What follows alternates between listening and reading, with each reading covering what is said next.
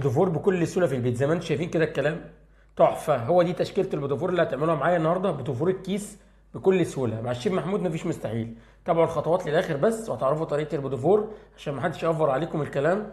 هو ده الكلام زي ما انتم شايفين كده، بوتوفور تحفه.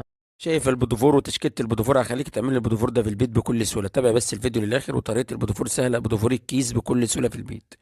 عندنا 500 جرام زي ما انتم شايفين كده على الميزان، بدرجه حراره الغرفه كده، يكونوا بالزبده كده سايحه. 500 جرام من الزبده. طبعا طب حد يقول لي ما عنديش ميزان، ممكن توزنيهم عند الماركت اللي جنبك اللي تحت البيت. عندنا 175 جرام من السكر البودر، برضو لو ما عندكيش ميزان هتوزنيهم عند الماركت كده. وعندنا 3 بيضات بدرجه حراره الغرفه. يعني ممكن حاجه البودوفور دي نوزنها عند الماركت اللي احنا بنشتري منه الحاجه يا جماعه. وعندنا 625 جرام طبعا من الدقيق. طبعا عندنا 2 باكت من الفانيليا كده بننزل بيهم. انا بحب الفانيليا البودر صراحه عن الفانيليا السائله.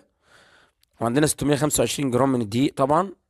طبعا بعد ما ضربنا الحاجات دي لمده 7 8 دقايق، اهم حاجه نضرب السكر والزبده والبيض ضربه كويس. طبعا ما ننزلش بالبيضه لما نضرب الزبده والسكر مع بعض كويس. وننزل بعدين بالبيض، وبعدين ننزل بالفانيليا تدريجيا. ماكسيمم 10 دقايق كده ضرب في المكونات دي كده. طبعا عندنا الكيس عبيناه طبعا، واي بالبله عندنا كده بنعبي فيها العجينه بقى. بننزل بعد ما عبينا الكيس بالبله بتاعت بالبله مشط، بالبله عاديه، بنبدا بقى نشكل الاشكال اللي احنا عايزينها. عجينه سهله احسن من المكنه بكتير، تقدر تشكلي الاشكال اللي انت عايزاها. طبعا عملت كذا شكل زي ما انتم شايفين كده. عندنا الفرن مسخن مسبقا على درجه حراره 170. بتاخد ميكسيمم معانا في الفرن من 15 دقيقه ل 20 دقيقه، مش بتزيد عن كده. زي ما انتم شايفين العجينه شكلناها ازاي، كذا اشكال اللي انتوا عايزينها. وبعد ما طلعت معانا من الفرن شايفين بقى السوا من 15 دقيقه ل 20 دقيقه. طبعا زي ما انتم شايفين اللون الدهبي الجميل ده على درجه حراره 170، او درجه حراره متوسطه في الفرن العادي بتاع البيت، ما يكونش عالي. زي ما انتم شايفين السوا تحفه بصراحه، والبودوفورايه ناعمه جميله بصراحه. طبعا كده بعد ما خلصنا 3/4 كميه البودوفور زي ما انتم شايفين كده قدامكم.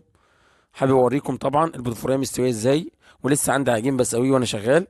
طبعا كده زي ما انتم شايفين كده، في ناس بتحب تحط مربى مشمش في النص كده بين الاتنين قطعتين البودوفور. انا حطيت شوكولاته، صراحه بحب الشوكولاته وعندي كميه الشوكولاته، فحطيت كده بقيت امسح بين الاتنين بقطعه شوكولاته كده. شوكولاته طبعا على حمام بخار، واخده حمام بخار كده.